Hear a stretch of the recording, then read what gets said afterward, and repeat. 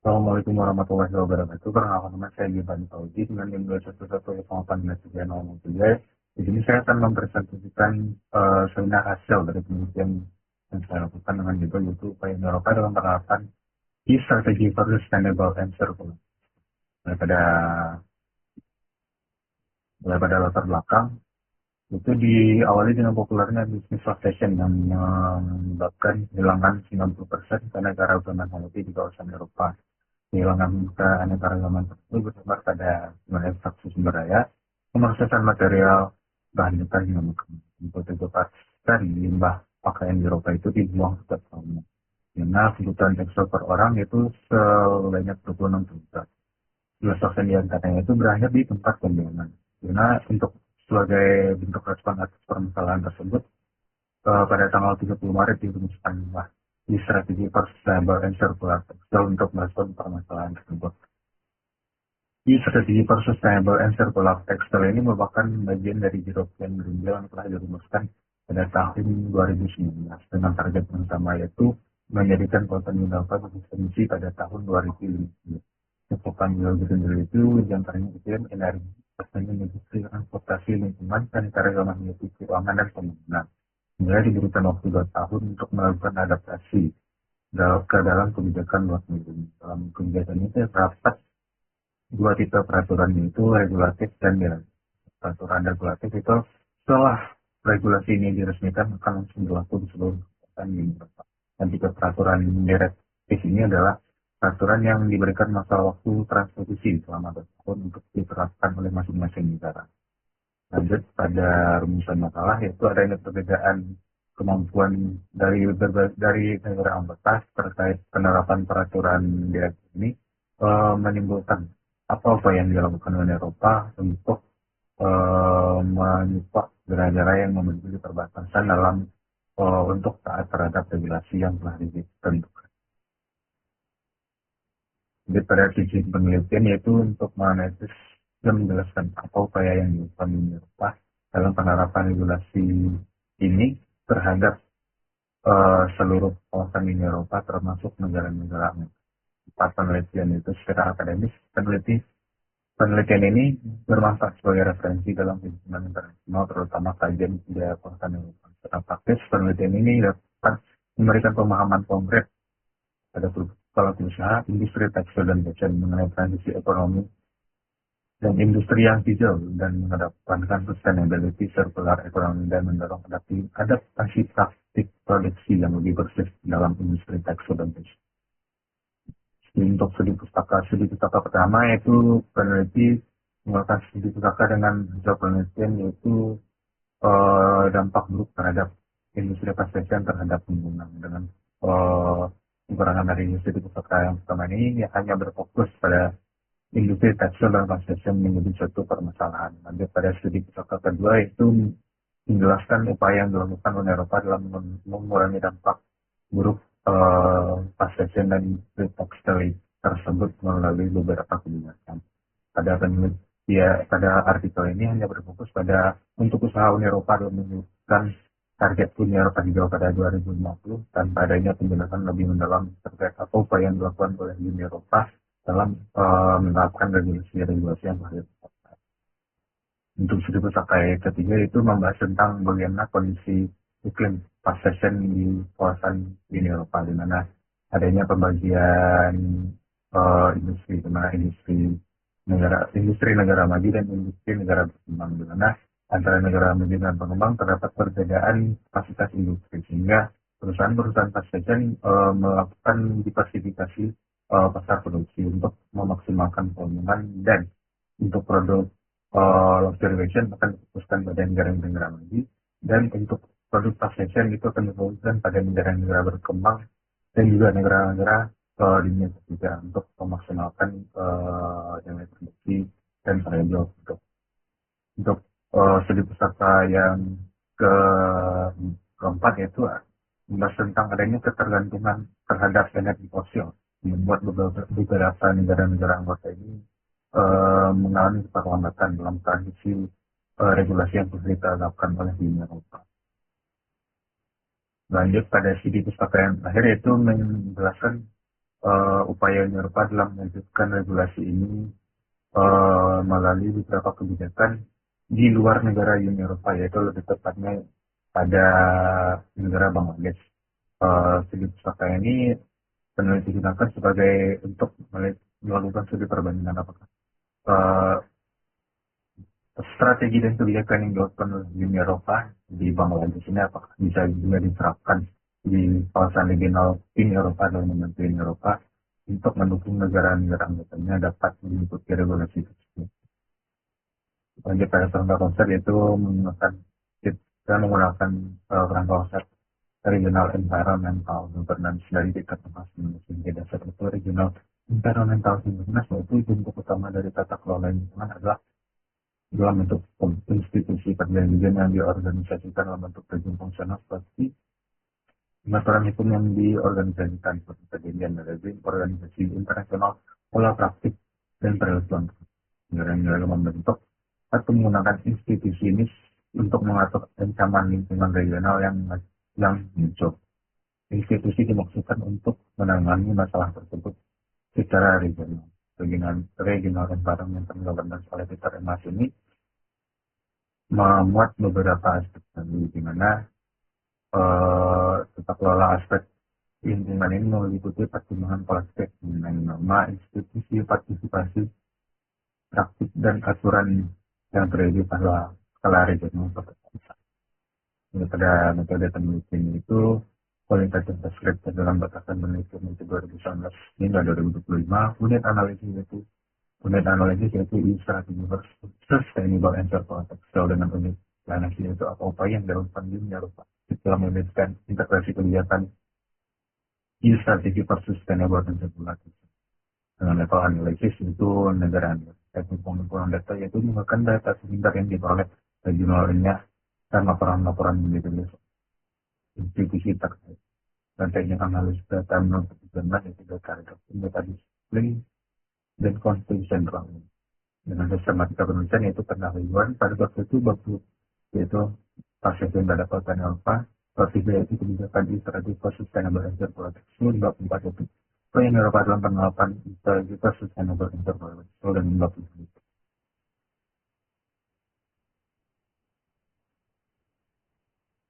Bab 2 yaitu pada bab 2 yaitu definisi dari fasilitas mengacu pada karakteristik produksi pakaian dengan model terkini dengan kualitas yang tepat dan waktu produksi yang bisa cepat sehingga konsumen dapat mendapatkan produk-produk terbaru dengan waktu yang cepat kurang lebih dari itu dengan untuk tampil fashionable tidak diiringi dengan kemampuan daya beli yang harga produk yang rendah membuat konsumen membuat keputusan pembelian yang kurang tepat karena tidak hanya bisa membuat keputusan yang salah karena produk yang dijual tersebut dengan harga yang terjangkau dan banyak model yang bisa dipilih oleh customer. Kebiasaan berbelanja yang dilakukan yang didasarkan pada kebutuhan akan musim yang dijalankan oleh Raja Louis ke-14 dari Prancis ini berubah dengan kebiasaan berbelanja yang mengarah pada tindakan konsum. Sifatnya pergeseran berbelanja produk fast fashion ini ke aliran mainstream itu didorong juga dengan strategi promosi yang dilakukan oleh MNC fast fashion raksasa seperti H&M, Inditex dengan anak perusahaannya itu Zara, Topshop, dan Topshop. Strategi tersebut dijalankan dengan melalui majalah fast fashion, pameran, hingga pameran busana paling terkenal di dunia itu Paris Fashion. Dan dampak dari fast fashion ini juga berdampak terhadap lingkungan di mana dalam alur seperti fast fashion melibatkan alur yang sangat kompleks mulai dari pencemaran air di mana dibutuhkan 200 ton air untuk mencuci tekstil yang hanya dihasilkan sebanyak dalam pencucian produk alur produksi fast fashion ini juga menyumbang 190 ton pencemaran mikroplastik yang dilepas pada perairan di setiap tahunnya. Dan pada polusi udara dan peningkatan emisi karbon di mana pengiriman produk fast fashion menggunakan karbon udara menghasilkan emisi yang lebih tinggi, di mana 10 sampai 44 kali lebih tinggi dibandingkan menggunakan pengiriman yang menggunakan kapal. Yang kalian ingat, pengiriman menggunakan kapal dibandingkan kargo udara itu lebih lambat pengiriman dengan kargo kargo kargo yang menggunakan kapal. Lanjut pada kehilangannya keanekaragaman hayati, di mana penggunaan bahan-bahan kimia dalam produksi produk fast fashion tanpa diiringi dengan alur pengolahan limbah yang baik menyebabkan tercemarnya dan hilangnya keanekaragaman hayati di sekitar tempat produksi produk tersebut. Dan polusi udara dan polusi udara penumpukan limbah, di mana cepat perputaran produk tersebut juga menimbulkan dampak yang buruk terhadap lingkungan, di mana perputaran produk yang cepat dengan umur produk yang relatif lebih singkat menimbulkan umur pakai dari produk tersebut juga relatif lebih singkat, sehingga produk banyak berakhir pada tempat pembuangan dan menumpuk begitu saja tanpa adanya mekanisme pemilahan limbah tekstil yang memadai. Juga pada selanjutnya yaitu Eropa dikenal sebagai tempat lahirnya fashion dunia, tepatnya kota Paris bersamaan dengan London, Milan, dan fast fashion ini juga banyak diperdebatkan juga berasal dari Eropa, tempat lahirnya, tempat tinggalnya fashion dunia. Karena digadang-gadang sebagai salah satu perusahaan retail tersukses dalam mempraktekkan modal bisnis fast fashion, dan sering juga disebut sebagai perusahaan pencetus terms yaitu fast fashion. Tempat faktor yang membuat Zara kadang-kadang menjadi pelopor fast fashion, yaitu adanya kemampuan Zara dan dalam menghadirkan produk yang sangat cepat pada konsumen dengan kuantitas produksi yang masif, sehingga konsumen dapat mendapatkan produk yang dengan berbagai macam model dalam waktu yang singkat dengan harga yang relatif jauh lebih murah daripada retail kain umumnya.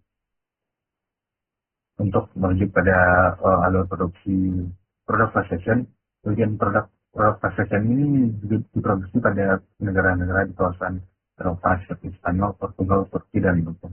Dan juga beberapa produk lainnya juga dilakukan produksi pada di luar Eropa yang akan dibahas pada pembahasan selanjutnya. Produk yang cepat, produk yang cepat yaitu produk fast fashion akan difokuskan pada market terdekat dari produk tersebut, di mana untuk produk dengan masa pakai yang lebih lama yaitu difokuskan pada negara-negara seperti Asia. Dan untuk produk-produk fast fashion akan difokuskan produksinya dekat dengan target utama pasar dari perusahaan tersebut. Istilah produksi tersebut sering juga disebut oleh Zara sebagai proximity market. Jadi ada data dominasi produk fast fashion itu, di mana Inditex memimpin sebagai perusahaan yang memimpin penjualan terbesar di regional dengan H&M Group, Primark, Next PLC, C&A, dan seperti yang dijabarkan dalam video berikut.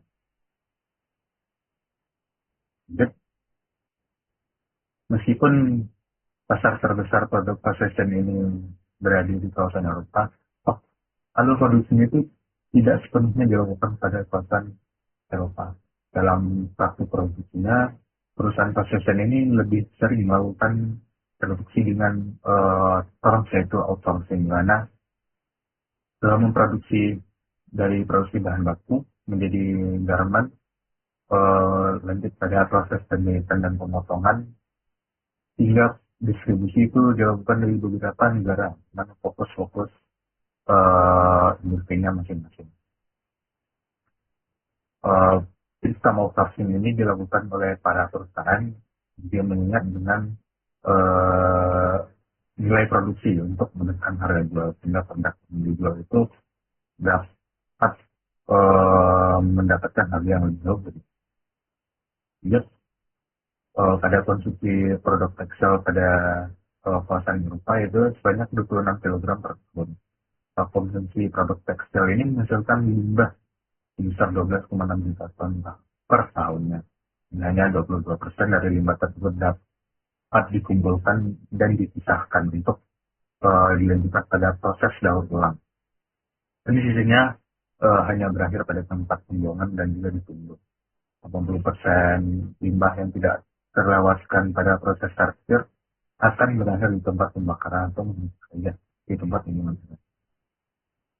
Pengadaan sistem pengumpulan limbah tekstil diadakan guna mempermudah proses daur ulang, karena dapat membedakan antara produk tekstil yang masih bisa diolah dan produk tekstil yang seharusnya didaur ulang. Namun persentase pengumpulan produk tekstil di kawasan Eropa ini masih relatif rendah, dengan hanya berada di angka 12% pengumpulan limbah tekstil di kawasan Eropa, dan sisanya itu kembali lagi pada tempat pembuangan akhir. Berikut tabel pengumpulan tekstil di kawasan Uni Eropa, di mana menurut European Environmental Agency dengan negara posisi tertinggi pengumpulan tekstil itu Luxembourg, posisi kedua Belgia, posisi ketiga Belanda, dan posisi keempat itu Austria. Penggunaan limbah tekstil pada kawasan Eropa di tahun 2010 itu mencapai 21%. Mencapai 2010 itu mencapai 21%. Namun pada tahun 2020 mengalami penurunan ke angka 11% dari waktu 10 tahun. Artinya sebanyak 220 juta ton limbah pada tahun 2010 telah berhasil dikurangi menjadi 150 juta ton pada tahun 2020. Namun penurunan limbah tekstil tersebut tidak berlangsung secara menyeluruh pada kawasan regional Uni Eropa. Hanya beberapa negara saja yang baru bisa menerapkan pengumpulan dan penurunan limbah tekstil tersebut.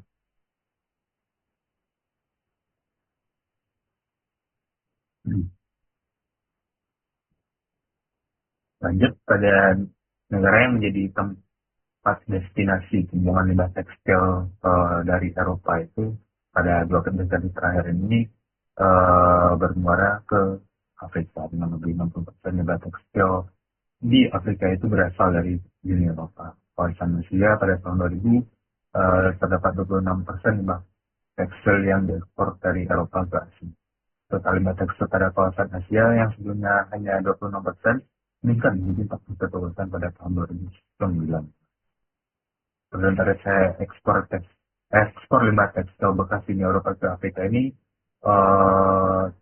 telah mengalami penurunan, di mana pada tahun sebelumnya 2 dekade terakhir yaitu sebanyak 60%, kini sudah menurun menjadi 45%. Berdasarkan data keseluruhan bahan baku primer yang digunakan dalam proses produksi kebutuhan tekstil di kawasan Eropa, hanya 20% produksi yang dilakukan di kawasan itu. 20% lainnya dilakukan dengan cara outsourcing di daerah luar regional Eropa, di Asia. Dan produksi tekstil melibatkan alur produksi yang kompleks, penggunaan air, proses pewarnaan, membutuhkan sekitar 4 juta kubik air biru, yaitu air yang berasal dari baik sungai, danau maupun air aquifer, dan air hijau, yaitu air yang bersumber dari tanah dengan kebutuhan yaitu 20.000 meter. Dampak buruk dari proses outsourcing ini lebih besar dirasakan oleh negara-negara tempat outsourcing itu diberlakukan. Berdasarkan data yang dirilis oleh Rumah Tangga Eropa pada tahun 2020, diperkirakan 180 juta meter kubik lahan yang digunakan untuk kegiatan produksi itu hanya 8% lahan tersebut yang berasal di kawasan Eropa. Lebih dari sisa 62% lainnya kawasan yang terpakai untuk memproduksi tekstil itu berasal dari luar. Jadi pada bab itu membahas tentang bagaimana kebijakan di tekstil EU strategis for sustainable and circular textile ini merujuk pada latar belakang itu diperkirakan pada tahun 2030 konsumsi tekstil pada kawasan Eropa akan mencapai 402 juta ton dari yang sebelumnya itu hanya 62 juta ton. dari keseluruhan tekstil tersebut, hanya 50,8 juta ton tekstil yang dari keseluruhan tersebut, banyak 5,8 juta ton limbah tekstil tersebut berakhir pada tempat pembuangan. Tidak hanya berdampak pada lingkungan terhadap lingkungan, pekerja juga menjadi pihak yang juga terdampak dalam proses produksi. Merujuk pada regulasi lingkungan Uni Eropa pada tahun 2019, yaitu dimusnahkannya EU Green Deal sebagai paling utama regulasi lingkungan Uni Eropa dengan mendorong transformasi hijau pada tahun 2050. Lanjut pada tahun 2020 dirumuskannya Circular Economy Action Plan dengan mengatur 7 sektor industri kawasan Eropa untuk mengedepankan nilai sustainability dan circular economy, termasuk di dalamnya mengatur banyak industri tekstil. Sehingga pada tahun 2022 dirumuskanlah Geotextile, Circular and Sustainable Textile atas respon dari dampak-dampak lingkungan yang telah dijelaskan sebelumnya. Kaitan antara EU Green Deal, si Circular Economy Action Plan ini dengan EU Strategi Sustainable and Circular Textile ini memiliki keterkaitan antara satu. Berlanjut pada target yang ingin dicapai oleh regulasi ini. Yaitu target dari regulasi ini yaitu tercapainya produk yang dipasarkan di kawasan Eropa ini memiliki umur yang panjang akan didaur ulang. Sebagian material itu berasal dari serat daur ulang dan bebas dari zat-zat berbahaya dan menghormati hak-hak produksi pekerja dan juga lingkungan. Rantai produsen tekstil diwajibkan untuk bertanggung jawab atas barang yang mereka produksi dari awal produk tersebut diproduksi, dikirim hingga sampai ke tangan konsumen dan bagaimana produk tekstil tersebut didaur ulang. Regulasi ini ditargetkan dapat tercapai secara menyeluruh pada kawasan Eropa pada tahun 2030. Lanjut pada aktor yang terlibat dalam regulasi ini, yaitu terdapat dua aktor. Aktor yang terlibat langsung dalam produksi seperti produsen tekstil, pemasok bahan baku, retailer pengepul tekstil, dan fasilitas pengolahan limbah tekstil. Dan aktor di luar rantai produksi yaitu masyarakat umum, warga negara konsumen, otoritas publik membuat kebijakan baik itu lokal, regional, nasional maupun internasional, investor keuangan dan inkubasi, masyarakat sipil dan asosiasi konsumen baik dari aspek kemanusiaan, sosial, lingkungan hingga pusat-pusat penelitian, inovasi pendidikan dan lain. Lanjut pada cakupan dari aturan tersebut yaitu terdapat dua tipe aturan, yaitu peraturan regulatif dan peraturan legislatif. Nah, terdapat 4 aturan dengan sifat yaitu regulatif, di mana peraturan regulatif ini langsung berlaku setelah direvisikannya regulasi ini, dan peraturan ini berlaku pada seluruh regional kawasan Eropa dan juga stakeholder dan aktor yang berada di kawasan regional di Eropa. Yang pertama itu Ecodesign for Sustainable Product Regulation, dengan tujuan itu mengatur agar desain produk yang dihasilkan itu dapat bertahan lama, mengedepankan aspek lingkungan dan juga dapat digunakan kembali maupun didaur ulang. Jadi pada digital product passport yaitu mengatur tentang produk yang masuk di Eropa harus menyediakan informasi transparan terkait material yang digunakan dalam membuat produk, parameter keberlanjutan dan sirkularitas dari produk tersebut. Jadi pada stopping the destruction of unsold or returned textile, itu kepada larangan akan pembuangan produk tekstil yang tidak terpakai maupun diretur oleh konsumen untuk meminimalisir pembuatan kemarin. Lanjut pada regulasi keempat itu tackling microplastic pollution, dengan tujuan yaitu mengatasi pelepasan mikroplastik yang tidak diinginkan dalam proses produksi maupun penelitian produk fashion.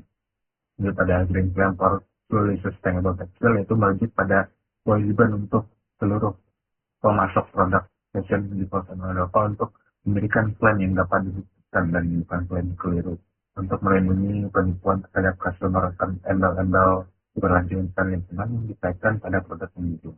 Lalu pada regulasi terakhir, yaitu Extended Producer Responsibility and Textile Waste reuse or recycle.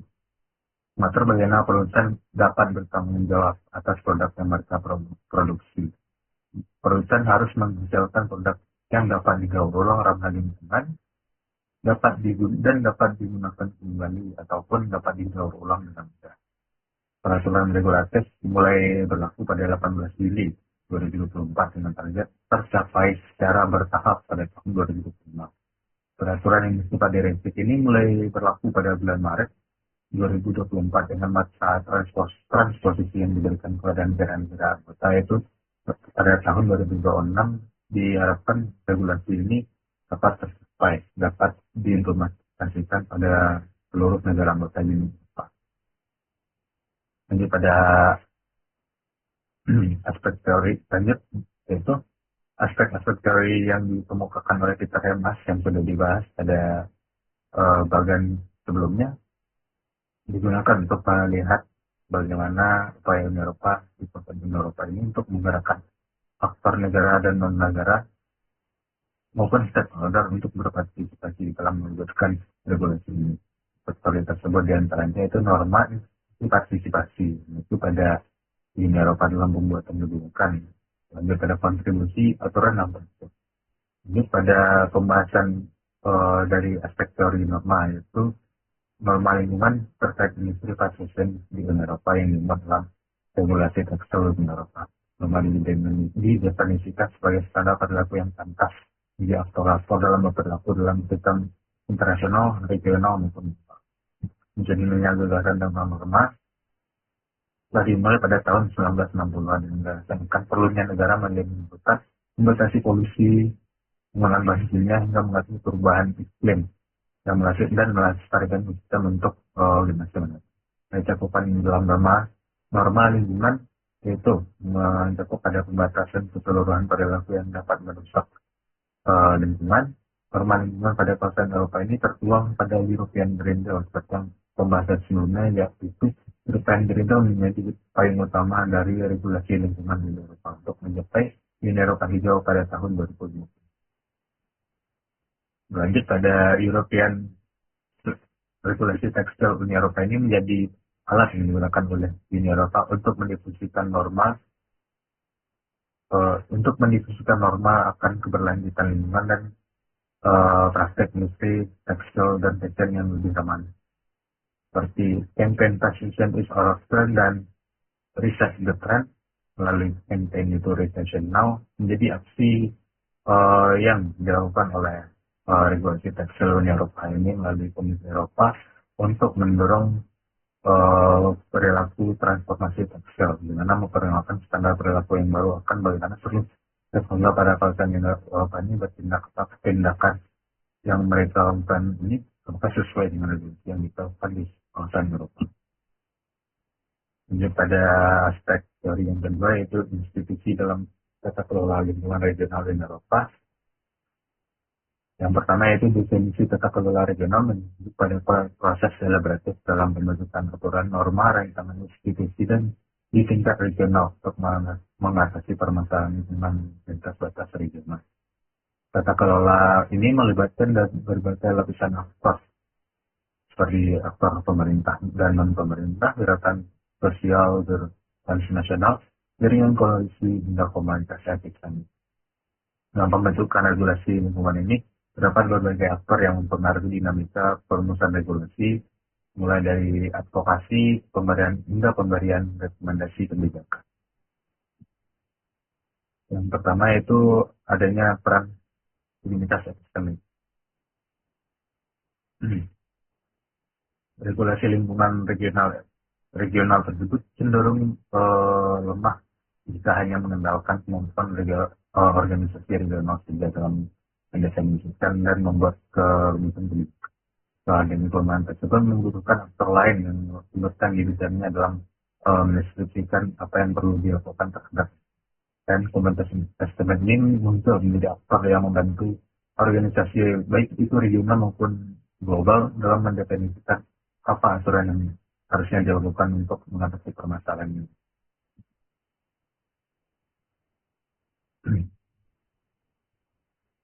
Dalam dalam dinamika tata kelola regional lingkungan Eropa, terdapat beberapa komunitas epistemik yang menjadi faktor yang juga berpengaruh dalam perumusan kebijakan seperti European Environmental Bureau dengan kontribusi atau partisipasi, yaitu pengusulan pembuatan eco-label yang memberikan informasi terkait produk-produk yang dipasarkan pada kawasan Eropa, di mana 10 hingga 20% teratas dalam kategori produk kawasan Uni Eropa akan dimuat pada eco-label tersebut.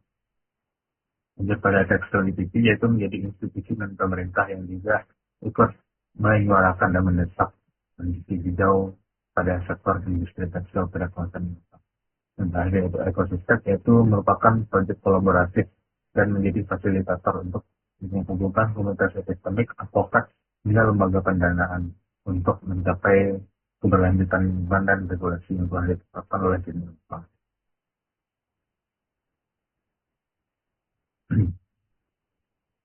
Komunitas keberadaan lanjut pada aktor yang kedua, yaitu NGO atau aktor non pemerintah. Aktor non pemerintah seringkali mempengaruhi baik tata kelola dalam aspek lingkungan maupun tata kelola pada aspek lainnya.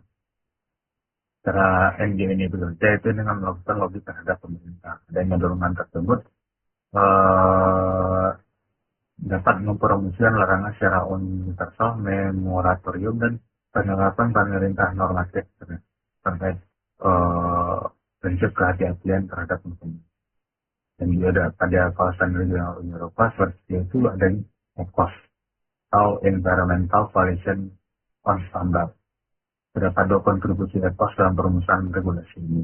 Pertama itu eco-design product. Dengan definisi eco-design produk itu yang telah dimuat juga pada regulasi yang telah diresmikan, di mana produk yang diproduksi harus mengedepankan keberlanjutan lingkungan baik dari aspek produksi, pembelian material, hingga bagaimana produk tersebut dapat didaur ulang dengan mudah.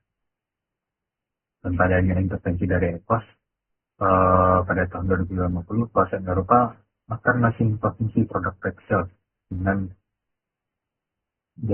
sumber daya 3 kali lebih cepat daripada kemampuan ini untuk melakukan regenerasi sumber daya.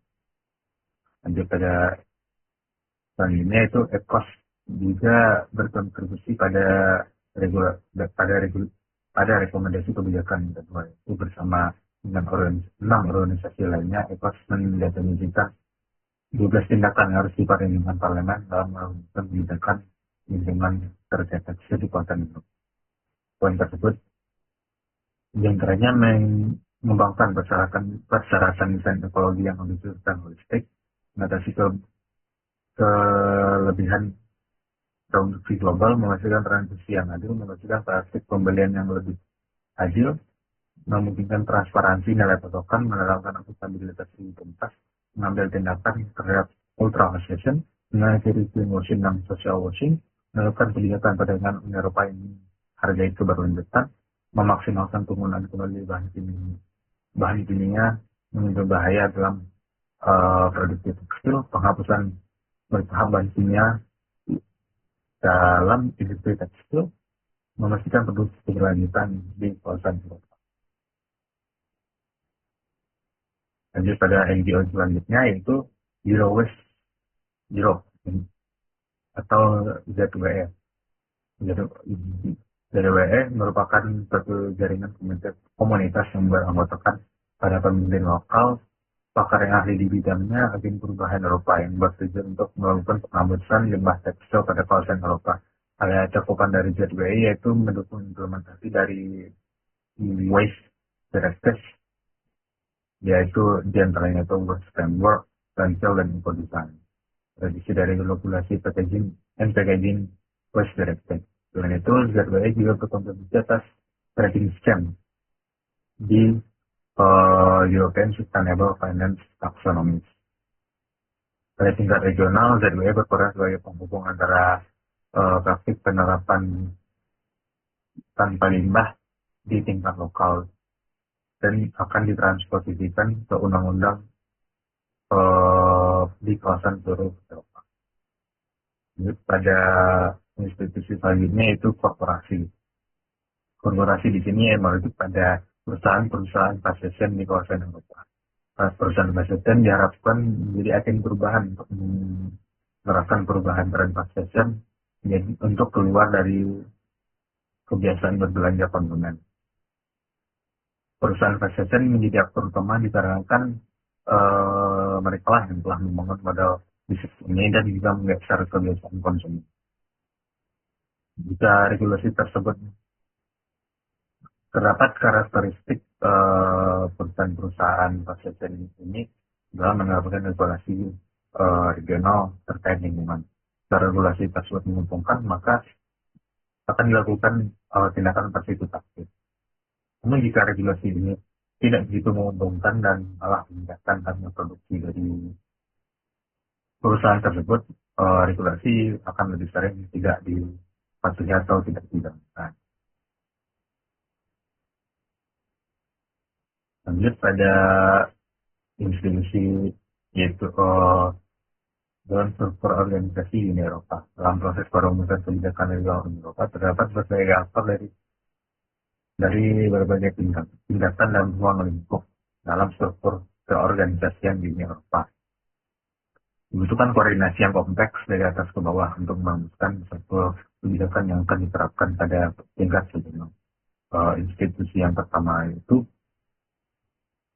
Komisi Eropa. Komisi Eropa merupakan lembaga eksekutif utama dalam struktur Uni Eropa yang bertugas merancang kebijakan dan peraturan baru serta memastikan pelaksanaan secara konsisten. Komisi juga berperan sebagai lembaga pengelola anggaran, penguasaan hukum di Uni Eropa dan mewakili Uni Eropa pada negosiasi internasional terkait perdagangan global, ekonomi dan iklim. Masa jabatannya itu berlangsung selama 5 tahun. Karena Presiden Uni Eropa memiliki amanat penting bagi pengadaan G7 G20 dan bertanggung jawab atas pertemuan internal maupun internal Uni Eropa seperti pertemuan dengan Dewan Eropa maupun Parlemen Eropa.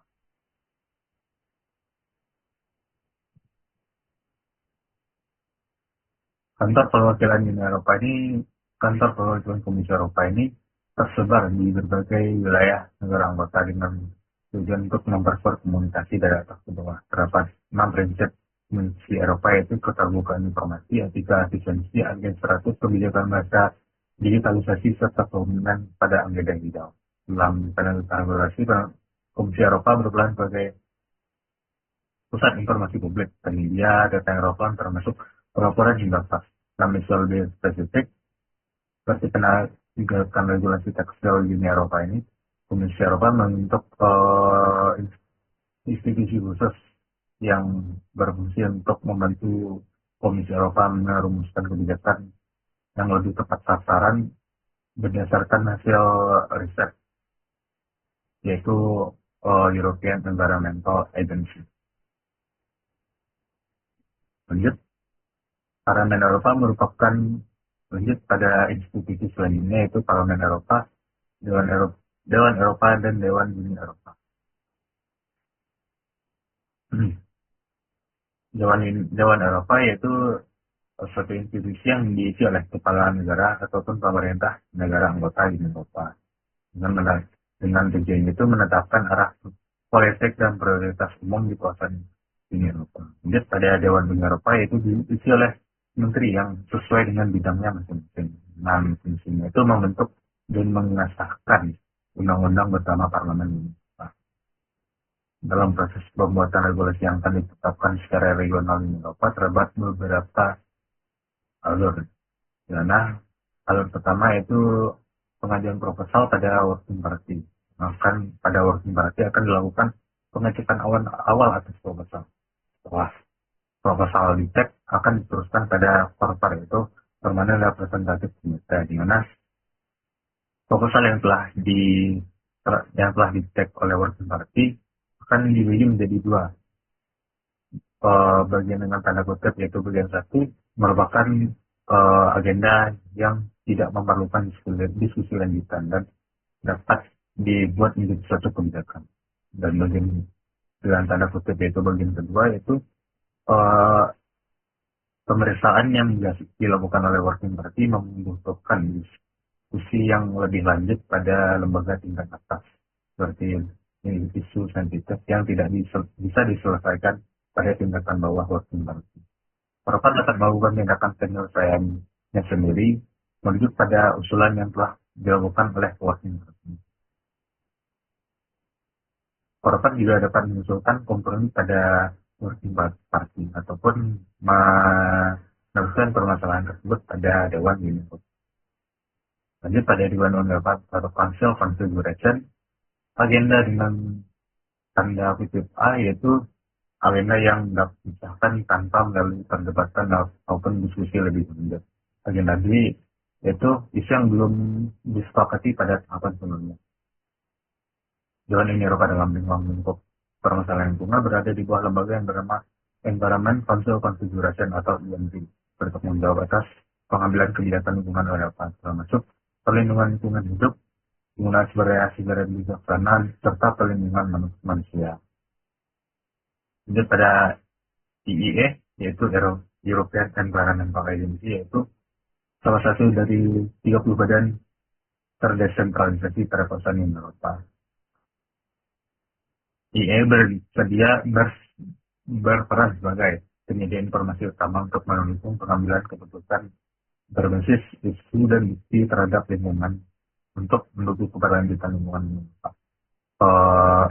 EIA menyuplai data kepada pembuat kebijakan dan masyarakat luas mengenai kondisi lingkungan, perubahan iklim, serta tantangan dalam penerapan konsep keberlanjutan. EIA juga menyediakan platform digital yang dapat diakses oleh masyarakat umum untuk melihat data terkait biodiversitas, kehutanan, energi, dan air. Ia juga menyoroti bahwa industri tekstil berdampak besar terhadap lingkungan melalui konsumsi sumber daya alam, bahan kimia, dan seluruh rangkaian produksi. Lanjut pada pembahasan selanjutnya, IE menekankan pentingnya mencegah praktik produksi yang berlebihan dan tidak perlu, dan menyarankan produksi itu dilakukan secara on demand. IE mencatat adanya tidak konsistenan dalam pemilihan limbah tekstil dari berbagai negara Uni Eropa yang menyebabkan sulitnya sistem daur ulang tekstil di Uni Eropa. Peran terkait tekstil masih sangat terbatas karena regulasi masih difokuskan pada tekstil yang telah diotoritas sebagai limbah. Akhirnya pemilihan tekstil itu menjadi tidak optimal karena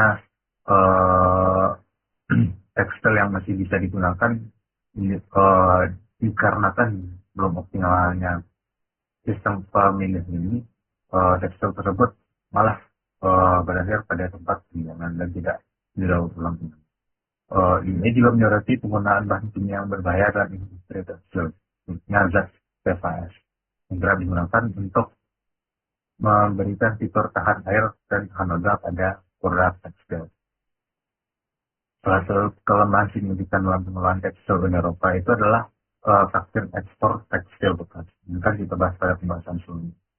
Tingginya tingkat konsumsi tekstil pada kawasan Uni Eropa ini, tekstil tersebut tidak diberikan untuk dijual saja pada kawasan Eropa, melainkan diekspor pada negara ketiga ataupun negara di luar Eropa sebagai tekstil yang diharapkan dapat didaur ulang secara bebas. Namun itu yang menjadi suatu pemindahan salah dikarenakan tidak adanya kemampuan pengolahan tekstil terpadu di negara yang dituju, sehingga juga menimbulkan masalah pada negara yang dituju. Terdapat grafik di samping slide presentasi ini, yaitu IE mendefinisikan bagaimana untuk mencapai keberlanjutan dalam industri. Karena pada lingkaran yang paling keluar itu dilakukannya edukasi dan penggantian kebiasaan terhadap konsumen keseluruhan yang menjadi target utama pada para pelaku industri fashion ini.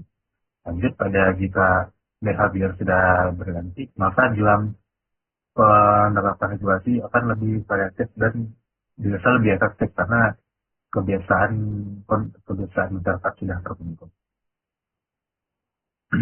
Lanjut pada lingkaran yang selanjutnya, yaitu Setelah regulasi diterapkan, maka pergantian model bisnis juga akan dapat dilakukan. Nah, sirkular bisnis model juga mulai dapat dilakukan karena tidak adanya regulasi yang mendukung dan masyarakat sudah siap untuk menerapkan regulasi tersebut. Dan setelah kombinasi dari tiga hal tiga hal tersebut akan mencapai target utama yaitu sirkularitas dan ramah lingkungan pada industri seperti ini. Lanjut pada isu selanjutnya yaitu Euratex, yaitu European Apparel and Textile Confederation, yaitu asosiasi industri yang mewakili sektor tekstil dan pakaian di Eropa. Terdapat 160.000 perusahaan yang tergabung dalam organisasi ini. Euratex menjadi perwakilan partisipasi yang mendukung industri tekstil di kawasan Eropa ini untuk melakukan transformasi. Untuk kontribusinya yaitu pemberian dukungan insentif terhadap UMKM kecil dan menengah melalui hiring hubs dan district for textile. Euratex tidak hanya menjadi perkumpulan industri saja, namun juga menjadi agen penggerak di lapangan untuk mendorong perubahan tekstil. Partisipasi tersebut juga bentuk upaya dari Euratex untuk mendorong transisi ekonomi yang lebih efektif, adil dan memiliki bersama. Lanjut yang terakhir yaitu negara-negara anggota Uni Eropa. Itu negara anggota bertanggung jawab untuk menjadi agen penguasaan pasar pada tingkatan nasionalnya. Jika produk yang beredar di pasar negaranya itu memenuhi persyaratan yang telah dimuat pada regulasi tersebut. Kewajiban tersebut diatur dalam regulasi dengan kode European Commission nomor 765/2008 yang dibuatkan oleh Komisi Eropa. Keterlibatan aktif negara dalam implementasi menjadi suatu aspek yang juga krusial untuk memastikan efektivitas dan keberlakuan regulasi tersebut pada tingkat domestik. Yang keempat itu aturan dan praktik pada aspek teori dan khas, yaitu merujuk pada aturan dan praktik dalam penerapan regulasi ini. Yang pertama itu aturan yang dimuat dalam regulasi tekstil ini yaitu pengenalan ekodesign produk, karena produk yang dihasilkan dan diproduksi oleh pelaku fashion ini harus mendasarkan pada aspek lingkungan, pemilihan material yang ramah lingkungan, dan juga bagaimana produk tersebut dapat didaur ulang dengan mudah. Terdapat berbagai partisipasi dari berbagai stakeholder di kawasan Uni Eropa. Yang pertama yaitu Inditex melalui cara dengan aksi sustainability commitment, itu komitmen untuk melakukan transformasi pada rantai produksi. Yang kedua, Worker Aid Center dengan fokus pada keberlanjutan di seluruh rantai pasok, menetapkan target 25% penggunaan bahan organik dan regeneratif. Yang selanjutnya itu melakukan tindakan pemutusan kerjasama pada pabrik-pabrik yang masih menggunakan energi tidak terbarukan. Bekerja sama dengan BSE yaitu untuk melakukan pelatihan desainer tentang nilai-nilai ekodesign, sehingga produk yang dihasilkan itu dapat memuat konsep ekodesign. Lanjut pada H&M Group, berdasarkan Sustainability Report pada 2024, H&M melakukan investasi pada dekarbonasi, pengolahan limbah, dan transportasi rantai pasok. Selanjutnya itu H&M juga bergabung dengan Framework, yaitu dengan tujuan itu memantau emisi CO2 yang dilakukan oleh H&M secara real time untuk mendorong transparansi produksi. Lanjut itu pembuatan sistem daur ulang, di mana dipisahkan antar limbah produksi, limbah potongan, hingga limbah konsumen. Dan terakhir yang selanjutnya yaitu penggunaan material daur ulang dengan target tercapainya 85% material sebagai proses daur ulang. Yang terakhir yaitu inovasi pewarnaan tanpa air yang diterapkan oleh H&M pada kantinnya di India dan Bangladesh. Mungkin itu Primark dengan Circular Design Training Program, di mana dilakukannya pelatihan terhadap desainer Primark untuk dapat membuat desain produk mengedepankan ekodesign. 80% dari desainer Primark telah menyelesaikan pelatihan tersebut.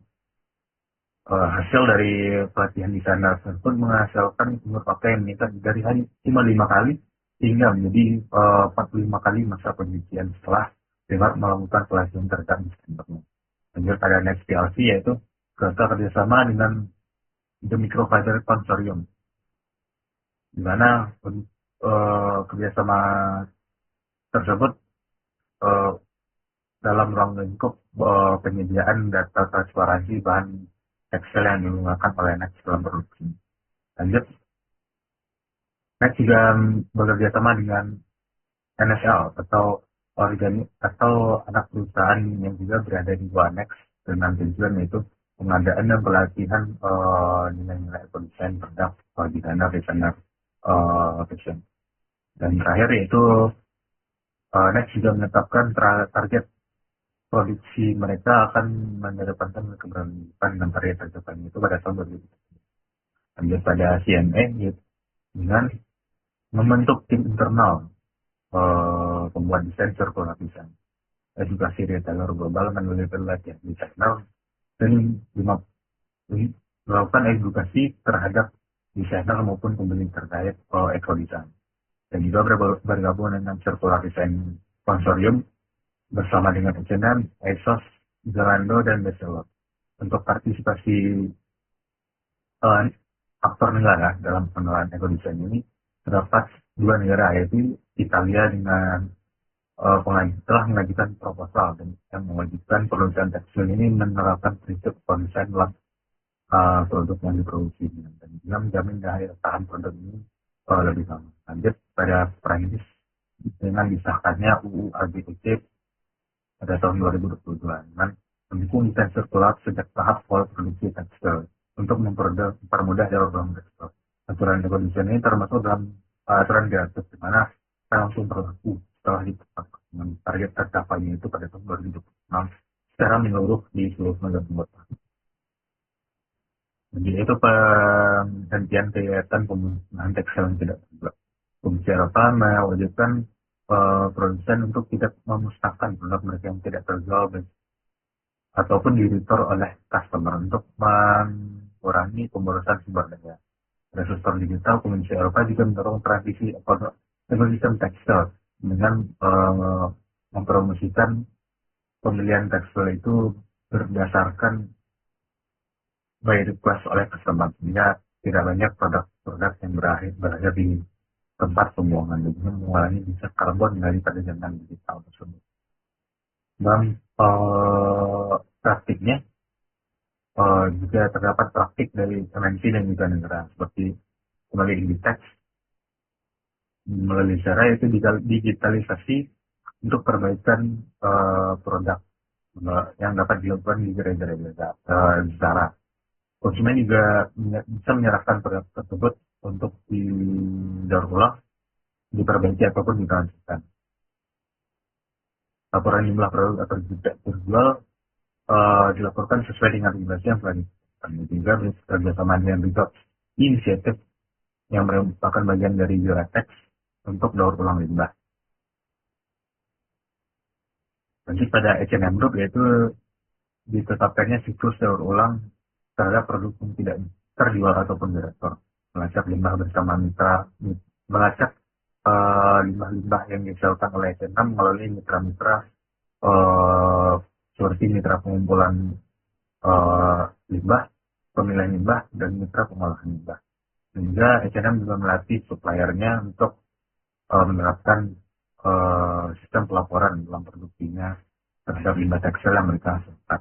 Dan juga bekerjasama dengan Luper Textile Info untuk pencatatan data terkait emisi maupun pencemaran yang dilakukan.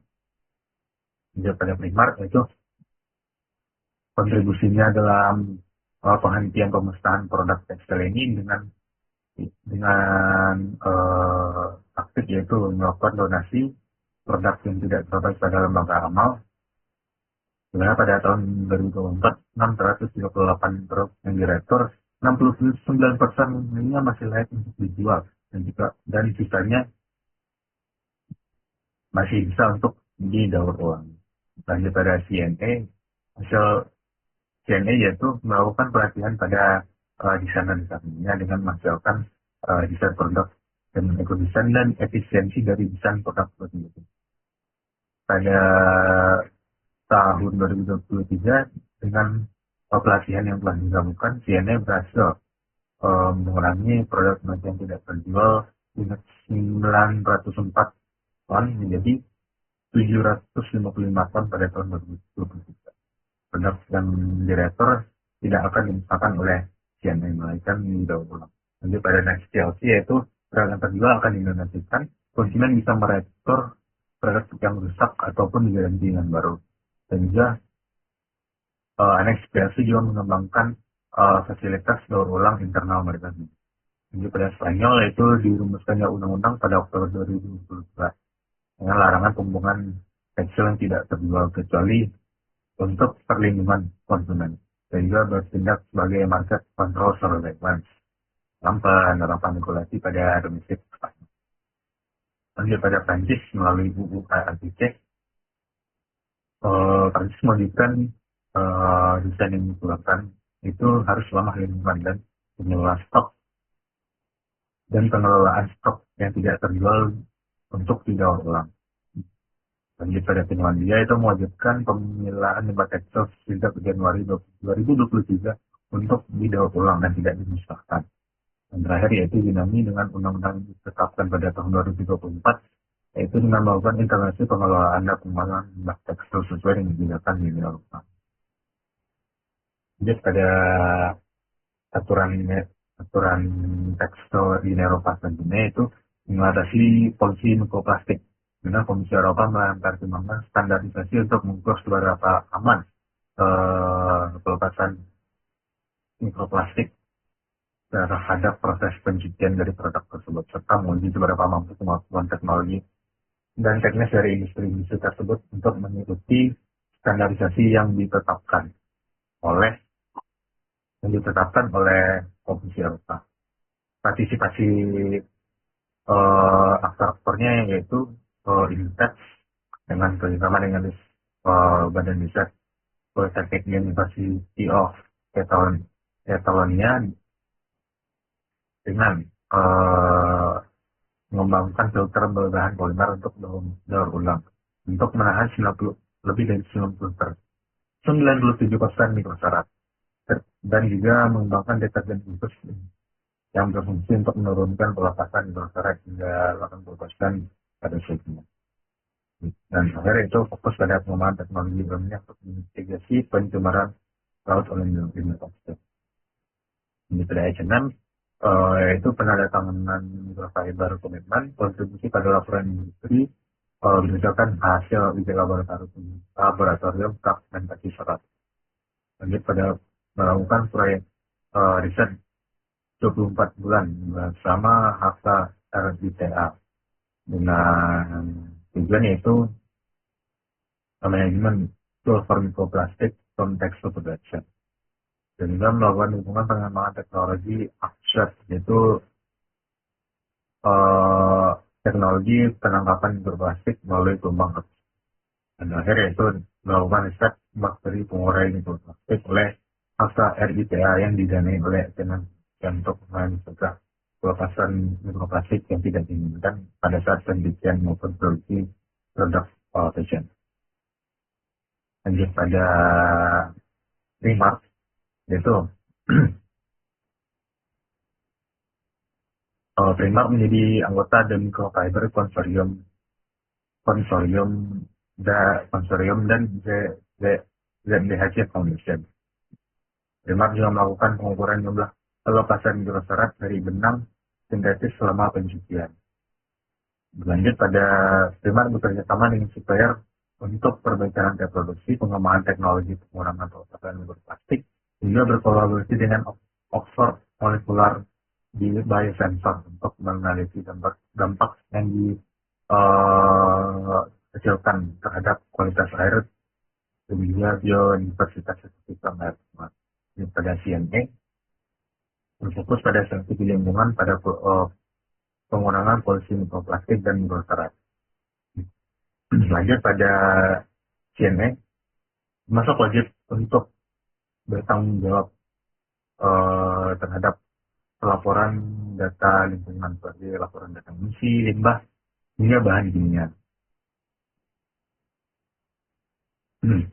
Juga CNE mengembangkan fasilitas daur ulang independennya bersama dengan Heat Facility Environmental Module dengan pada tahun 2023 telah menyelesaikan penilaian HIT SNM, dan juga data tersebut divalidasi oleh pihak ketiga.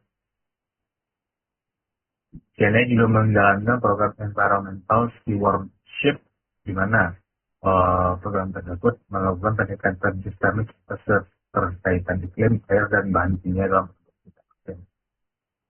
Dan juga CNE mendorong penghapusan bahan kimia berbahaya dan peningkatan efisiensi pengolahan limbah. Pada Next PLC yaitu melakukan kolaborasi strategis jangka panjang dengan provider konsorsium sejak 2018. Uji laboratorium internal yang digunakan untuk pemetaan risiko industri, penandatanganan microfiber konsorsium pada 2030, lanjut pada pendanaan riset dan penjualan kantong belanja PMC bersama dengan pabrik Seling atau Rosento.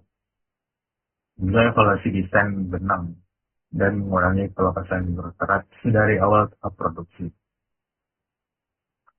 Ini itu memperkenalkan digital produk paspor, di mana Komisi Eropa mewajibkan mengungkapkan informasi yang mendetail dari seluruh rantai produksi. Informasi tersebut akan dimuat dalam bentuk digital produk paspor. Bentuk kontribusinya yaitu dideteksi melalui udara dengan melakukan kolaborasi dengan startup industri dan kimia untuk mengembangkan teknologi pelacakan rantai produksi. Pada 2030, 25% serat berasal dari bahan terbarukan. Selanjutnya, program Worker Center dan transformasi lingkungan pada pasok untuk melakukan pengawasan dan sertifikasi atas ketaatan terhadap rantai pasok. Selanjutnya itu mengembangkan cara pre-own untuk mendorong sirkularitas dan transparansi produk, di mana produk-produk negara yang masih bisa untuk dijual kembali, negara akan menyediakan data, baik itu data produk yang telah dibeli konsumen hingga data transparansi rantai pasoknya. Lanjut pada H&M Group, yaitu melakukan uji coba pelacakan kapasitas kelanjutan bersama data carbon dan serat lain di atas Genesis. Selanjutnya itu fokus pada desain sirkular dan berkelanjutan, meskipun terkendala standar industri. Selanjutnya itu kerjasama dengan Circular Design Consortium dan Ellen MacArthur dan juga IEFCR Federal and Footwear. Lanjut pada kontribusi lainnya yaitu Primark mengembangkan sistem pelacakan mikrotasis trust trace untuk kapas, polyester, dan nilon dan viskose. Primark hanya bermitra dengan produsen selesai dengan peringkat hijau atau ramah lingkungan. Primark juga melakukan pelacakan material kapas dari hulu ke hilir. Primark juga bergabung dalam program Textile Reverse Sources di Pakistan. Dan juga Primark mendorong transparansi material dengan persentase 98,8% jika karbon itu dapat di trace. Lanjut pada CNE. CNE menggunakan platform Connected dan Resources untuk pelacakan viskose dan limbah tekstil. Jadi menjalankan program Data Cotton Traceability sejak tahun 2023. CNE menetapkan target 100% bahan yang digunakan dalam produksinya itu bahan yang berkelanjutan pada tahun 2028. Semua mitra supplier yang bekerja sama dengan CNE wajib patuh terhadap program dan juga pelarangan penggunaan material produk fashion dari spesies yang lain. Lanjut pada Next PLC yaitu menerapkan sistem keterpacakan rantai produksi melalui tinggi LWP dan CVP. melakukan kerjasama dengan pemasok dan Lenzing yaitu pemasok viskosnya ramah lingkungan. Intinya yaitu panduan jelas terkait bahan-bahan terlarang dan daftar bahan-bahan terlarang yang akan diserahkan pada produsen beras dan juga penggunaan bahan-bahan yang dari produsen yang bertanggung jawab terhadap rantai pasoknya. Dan dia itu melakukan fokus pada pelindungan pekerja perumahan dan di India. Negara-negara yang ikut menerapkan regulasi ini yaitu Prancis, dengan negara yang satu-satunya baru menetapkan GDP ini ke dalam hukum. Tersebut tertuang dalam keputusan nomor 2022/748 yang diberlakukan pada tahun 2022 yang mewajibkan informasi produk dicantumkan secara akurat. Aturan terkait ini sebenarnya sudah ditetapkan oleh Prancis sejak tahun 2007 dan kemudian diperbarui setelah regulasi tekstil Uni Eropa ini diberlakukan. Yaitu Green Plan for Truly Sustainable Textile, yaitu untuk memberikan rasa aman terhadap konsumen atas klaim-klaim yang barangkali tidak dapat dikritikkan dan maupun keliru dalam konsumen membeli suatu produk fashion. Nah, label Go Green ataupun yang ini itu kerap kali ditemukan setelah melakukan pengecekan melakukan klaim yang keliru.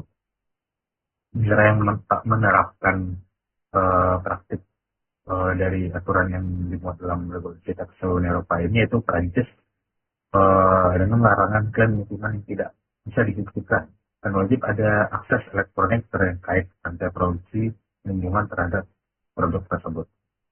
Dan tujuan itu mencegah greenwashing dan transparansi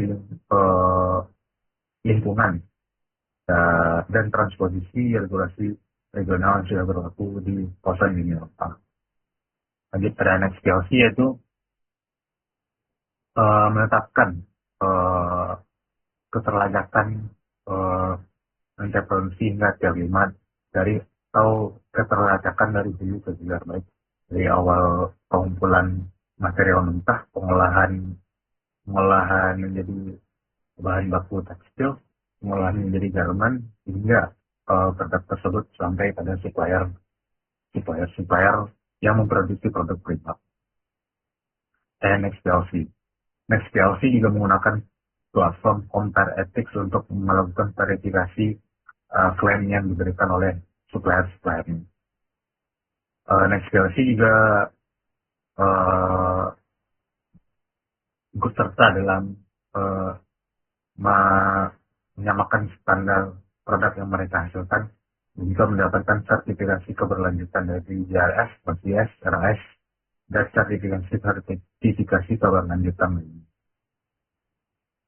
Ada internal, Next PLC juga melakukan edukasi tentang kursus Understanding Greenwashing pada kuartal 3 2024. Dengan 96% dari karyawan Next PLC ini lulus dari pelatihan untuk memahami apa itu greenwashing. Dan juga pelatihan rutin green plan dan akuntabilitas di semua dunia. Selanjutnya yaitu Primar, karena Primar melakukan sistem keterlacakan juga berbasis trust trace untuk kapas polyester, nilon, dan viscose. Dan juga Primar hanya bermitra dengan produsen yang memiliki klaim yang hijau dan tidak bekerjasama dengan produsen yang tidak dapat membuktikan klaim terhadap rantai produksi. Juga Primar juga bergabung dalam tekstil dalam program-program tekstil yang mendukung keberlanjutan dan keterlajakan rantai produksi. Dan juga Primar juga mengusahakan transparansi material, di mana 98,8% jejak karbon itu dapat dilacak. Dan terakhir yaitu H&M dan Inditex, berdasarkan data yang terbaru dari tahun 2024 belum ada strategi yang diumumkan oleh H&M dan Inditex terkait green economy, karena kan kedua PNC ini pernah terkena kasus atas klaim greenwashing yang tidak dapat dibuktikan. Nah, sebenarnya H&M mendapat sanksi untuk menghapus klaim yang diberikan pada produk tersebut setelah dia melakukan uji tes. Ternyata klaim tersebut keliru, dan sebagai sanksinya H&M didenda sebesar 500.000 pound sterling untuk insentif keberlanjutan kebijakan. Selanjutnya yaitu ESPR, yaitu Extended Producer Responsibility, di mana Uni Eropa mewajibkan untuk produsen itu bertanggung jawab atas produk yang mereka produksi. Komisi Eropa berperan sebagai lembaga yang memantau dan menegakkan regulasi ini. Partisipasi aktornya itu Inditex dengan menyediakan layanan perbaikan, penjualan kembali, dan donasi. Nah, target 40% serat itu berasal dari serat daur ulang. Dan pada H&M mendirikan bersama dengan Super Textile Info, yaitu membuat sistem pengumpulan limbah dan pendaftaran. Yang terakhir, selanjutnya yaitu fokus pada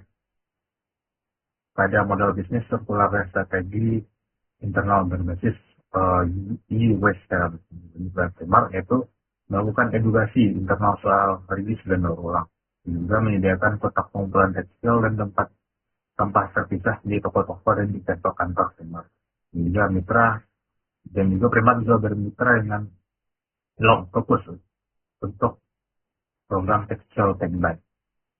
Selanjutnya itu Next PLC, yaitu membuat sistem pengelolaan retur, di mana barang cacat akan diperbaiki untuk dijual kembali dan tidak layak pakai akan diproses secara khusus untuk meminimalkan limbah.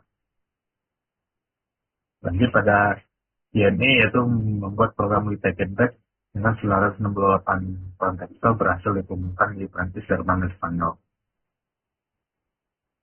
Dan juga CNE menetapkan pada tahun 2028 70% produk yang mereka produksi yaitu menggunakan prinsip circularity. Juga menerapkan reverse resources untuk melacak limbah-limbah tekstil yang mereka hasilkan yang tersebar di seluruh dunia. Negara-negara yang menerapkan regulasi ini antaranya itu Italia. Nah, produsen wajib membiayai dan membuat pengelolaan sistem pengumpulan limbah tekstil mereka sendiri, terhubung secara kolektif maupun pribadi maupun mandiri, sehingga mendukung inovasi daur ulang. Lanjut pada Belanda, berlakukan aturan ini ke dalam aturan domestiknya pada 1 Juli 2023 dengan mengatur produsen maupun importer wajib bertanggung jawab atas limbah tekstil yang mereka hasilkan. Dan target pada tahun 2025 yaitu 50% barang dapat digunakan kembali dan didaur ulang banyak 20%. Dan juga target pada tahun 2030 yaitu 75% produk tersebut dapat digunakan ataupun didaur.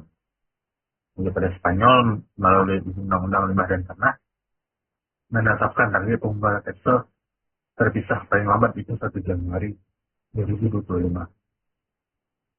Dengan target pada 2035 yaitu 65%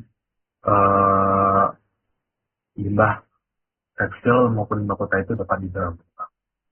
Skema Extended Producer Responsibility ini wajib berlaku dalam waktu 3 tahun setelah undang-undang ini ditetapkan. Juga beberapa perusahaan sudah membentuk asosiasi SCARP atau pengelolaan limbah secara sukarela. Jadi pada Swedia itu telah mengumumkan rencananya pada tahun 2020 dan pelaksanaan itu masih dipersiapkan.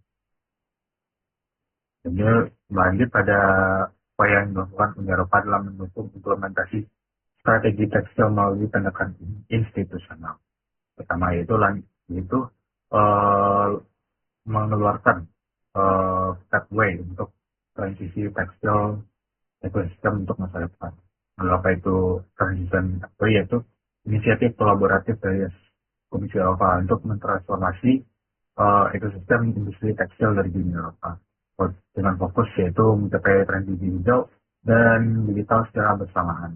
Dengan tujuannya itu yaitu menyepakati visi bersama dan komitmen secara spesifik dengan mengadopsi prinsip sirkularitas pada model bisnis baru, penguatan desain, digitalisasi, ketahanan industri, dan identifikasi kebutuhan investasi. Dalam upayanya terdapat 3 building block untuk mewujudkan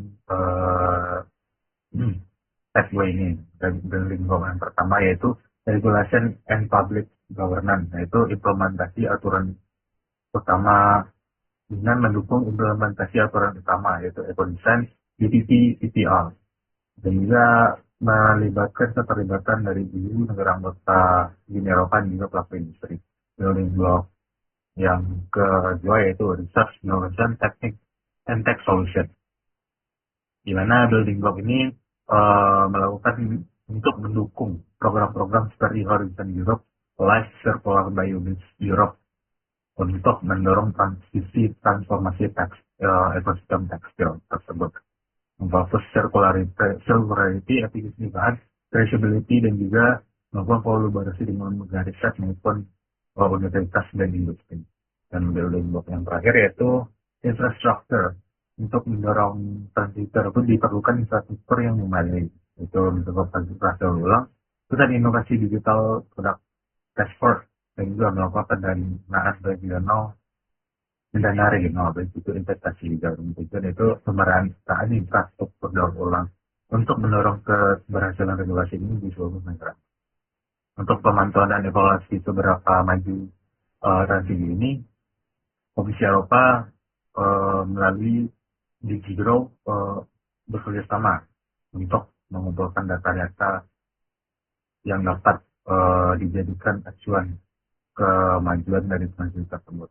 Data tersebut dikumpulkan dari Forda, LinkedIn, Chatbox, EPO.com, Axiobase, dan Eurostar, di mana data-data yang dihimpun dari berbagai lembaga ini untuk menilai bagaimana perkembangan teknologi industri, investasi dan pendanaan, keterampilan hijau, dan juga daya saing dalam industri ini. Dan ini itu reversing the overproduction and overconsumption of clothing, driving inflation or fashion, di mana Komisi Eropa mendorong produksi yang lebih efisien terhadap sumber daya dan lingkungan, dan juga mendukung untuk fast fashion ini dapat hilang dan digantikan kembali dengan model berbelanja fashion atau penunjukan fashion ini yang mengutamakan aspek lingkungan, tidak hanya cuma konsumsi saja.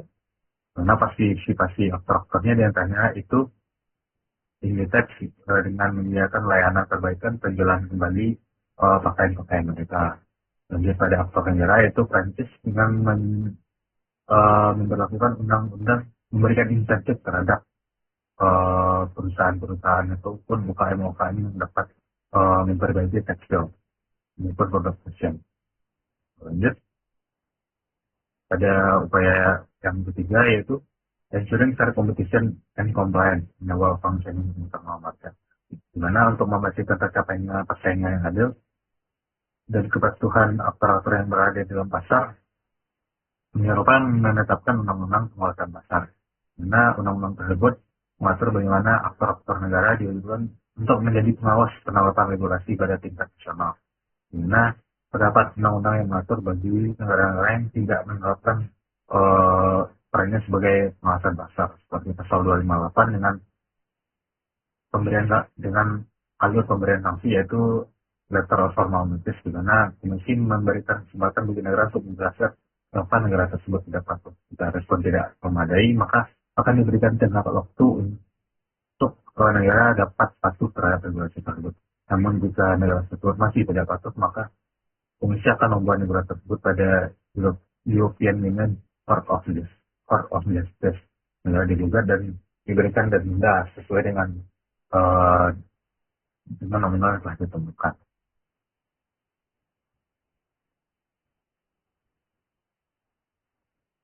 Selanjutnya itu mendukung inovasi, supporting research, innovation, and investment. Nah, Uni Eropa mendukung transisi hijau melalui inovasi, investasi, dan penelitian yang terfokus pada keberlanjutan dengan inovasi yang dilakukan oleh Uni Eropa seperti melalui Neo European Bauhaus Circular Biogas Europe, proses for planet dengan fokus bioindustri tekstil, circular economy, inovasi dan daur ulang tekstil.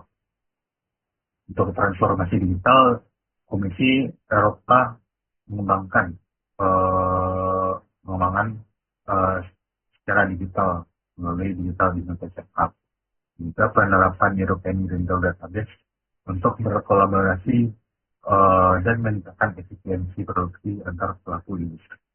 Ini pada peran negara yaitu negara-negara seperti Portugal dan Prancis juga mendukung penerapan maupun riset untuk mendorong keberlanjutan industri ini. Seperti Portugal, Prancis, dan Italia mendukung dari segi pendanaan, penyediaan pusat daur ulang, dan juga penyediaan teknologi digital. Ini itu pada pendanaan strategis, aktor yang terlibat di antaranya itu adalah RRF, yaitu Recovery Resilience Facility, Life Program, dan juga EU Sustainable Finance Platform. Dengan fungsi mereka itu memberikan pendanaan untuk mendukung riset-riset terhadap keberlanjutan industri tekstil ini.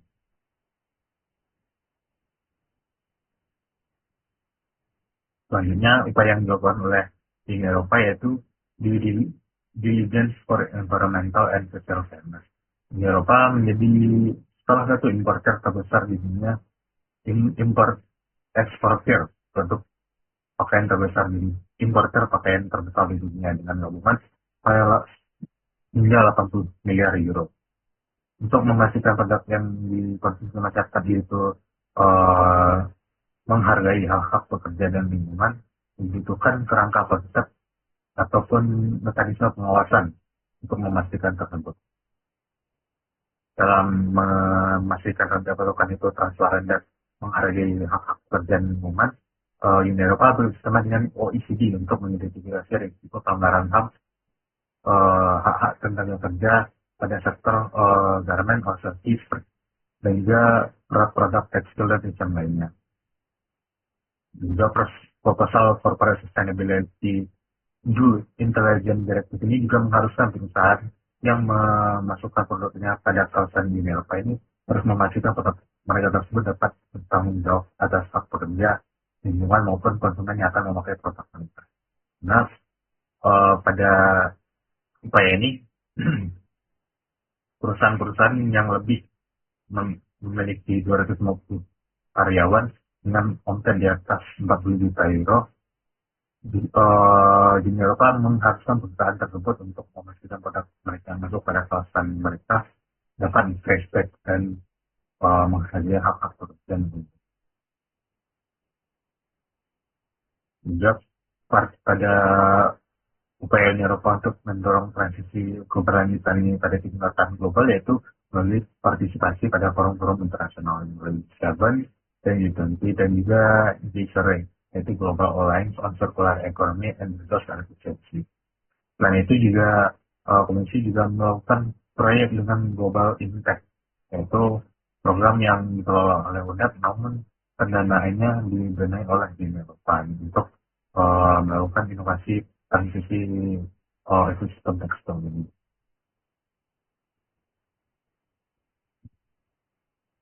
Upaya dalam praktik memastikan rantai produksi ini menghargai seluruh hak-hak kerja pada tingkatan global juga sudah diterapkan oleh Uni Eropa di Bangladesh. Mana Uni Eropa membawa regulasi tekstil Uni Eropa ini untuk diterapkan di Bangladesh dan di Bangladesh. Pada penerapan di Bangladesh tidak hanya penerapan regulasi ini saja, namun juga penerapan SIGAN untuk memastikan seluruh rantai produksi dan produk yang dihasilkan oleh Bangladesh ini dapat sesuai dengan standar Uni Eropa. Selain itu, Uni Eropa juga bekerja sama dengan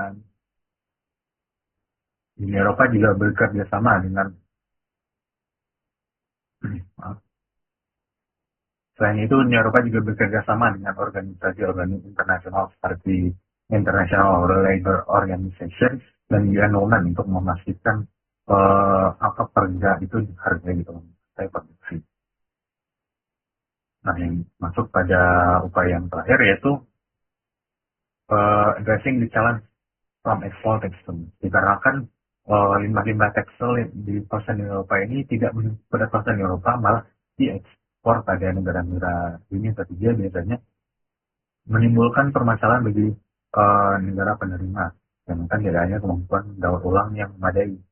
Sehingga untuk mengatasi permasalahan ini, Komisi Eropa mengusulkan aturan baru, yaitu Shipment of Waste, di mana hanya mengizinkan ekspor kepada negara-negara yang menyatakan sanggupan mereka untuk mendaur ulang tekstil-tekstil tersebut secara memadai. Selain bekerjasama dengan OECD, Komisi juga bekerjasama dengan program WISE, itu merupakan instrumen pendanaan utama Uni Eropa untuk mendukung kebijakan-kebijakan lingkungan dan iklim. Dalam konteks transisi tekstil ini, ialah Eropa sebagai penghubung antara regulasi kebijakan Uni Eropa dengan praktik nyatanya di lapangan. Melalui pendanaan proyek tersebut, Komisi Eropa mendukung investasi teknologi dan pengembangan sistem pelacakan limbah yang dapat dilacak dan bertanggung. Dan juga seluruh strategi tersebut diakumulasikan dan bertujuan untuk mempercepat transformasi tekstil di Eropa kepada tekstil yang lebih hijau dan ramah lingkungan. Masuk pada bagian kesimpulan, di mana dapat disimpulkan bahwa fast fashion telah mengubah bagaimana dunia fashion ini bekerja secara keseluruhan. Industri yang pada awalnya didasarkan pada kebutuhan akademis, jadi ini berubah menjadi suatu kebiasaan berbelanja yang konsumtif, di mana kebiasaan berbelanja tidak lagi didasarkan pada kebutuhan, namun didasarkan pada keinginan untuk tampil trendy dan mendapatkan produk-produk terbaru. Mereka karakteristik dari industri fast fashion ini yaitu produk yang cepat, namun kualitas yang rendah dan bertapaknya yang relatif juga relatif lebih rendah, menimbulkan permasalahan di mana umur pakai produk yang singkat tersebut. Produk tersebut banyak berakhir pada tempat pembuangan, sehingga menimbulkan dampak terhadap lingkungan, yaitu menimbulkan limbah toksik. Pada kawasan Eropa, permasalahan ini sudah menjadi suatu permasalahan yang membuat Uni Eropa harus merumuskan kebijakan yang lebih spesifik untuk mengatur industri ini. Karena industri ini telah menjadi industri terkotor di dunia nomor 2 setelah industri migas. Dengan merespon permasalahan tersebut, Uni Eropa merumuskan strategi terbaru, yaitu di Circular and Sustainable Textile ini. Berdasarkan kerangka konsep yang digunakan, yaitu kerangka konsep regional environmental governance seperti TEREMAS, dengan aspek-aspek teorinya dapat dilihat bahwa aspek teori tersebut dapat menjawab bagaimana upaya-upaya Uni Eropa dalam menerapkan upaya penerapan regulasi tersebut, di mana pada bagian aspek norma, yaitu Uni Eropa telah berusaha menjabarkan norma-norma terkait keberlanjutan lingkungan, sustainability, dan circular. Norma tersebut tertuang dalam asumsinya seperti Revision 6, Mixed Vegetation is out of fashion, dan juga bekerjasama dengan NGO dan aktor-aktor di dalam ruang lingkup regional di Eropa untuk mempromosikan norma tersebut. Norma tersebut juga diinstitusikan dan juga dibuat menjadi satu aturan yang mengikat bagi seluruh aktor-aktor yang berada di kawasan di Eropa. Karena pada penerapannya tersebut menuju pada aturan dan praktik, baik negara anggota Uni Eropa maupun stakeholder dan aktor-aktor yang berada di kawasan Eropa sudah menunjukkan kontribusi dan upaya mereka dalam mengurangi dampak buruk industri tekstil ini di kawasan Uni Eropa, seperti stakeholder terutama yaitu para pelaku usaha industri fast fashion dan juga negara-negara anggota. Namun pada penerapannya regulasi ini masih sedikit negara-negara anggota yang dapat menerapkan regulasi tersebut, di mana penerapan regulasi tersebut pada undang-undang nasional negara anggota hanya masih berfokus pada beberapa negara saja, dan beberapa negara lainnya itu masih dalam proses transposisi penerjemahan undang-undang ke dalam aturan nasional. Dan juga pada aspek keterlibatan perusahaan-perusahaan fast fashion dapat dilihat juga seluruh perusahaan yang juga berada di kota Eropa ini setelah menentukan kontribusi mereka dalam menerjemahkan dan turut ikut serta dalam menentukan peraturan tersebut. Dan untuk saran dari penelitian ini, pada penelitian ini peneliti masih berfokus pada upaya apa saja yang dilakukan oleh Uni Eropa dalam tata kelola lingkungan regional dalam mengatasi dampak buruk industri pasir. Penulis menemukan perlunya pembaruan penelitian dalam melihat upaya lanjutan Uni Eropa dalam penerapan regulasi ini setelah regulasi ini fully aktif pada tahun 2030. Oleh karena itu, peneliti menyarankan untuk penelitian selanjutnya itu membahas seberapa efektif regulasi yang diterapkan oleh Uni Eropa ini setelah regulasi ini fully aktif pada tahun 2030. Sekian presentasi tentang hasil saya, Johan Fauzi, dengan yang dosen tertutup sama 53. Terima kasih. Assalamualaikum warahmatullahi wabarakatuh.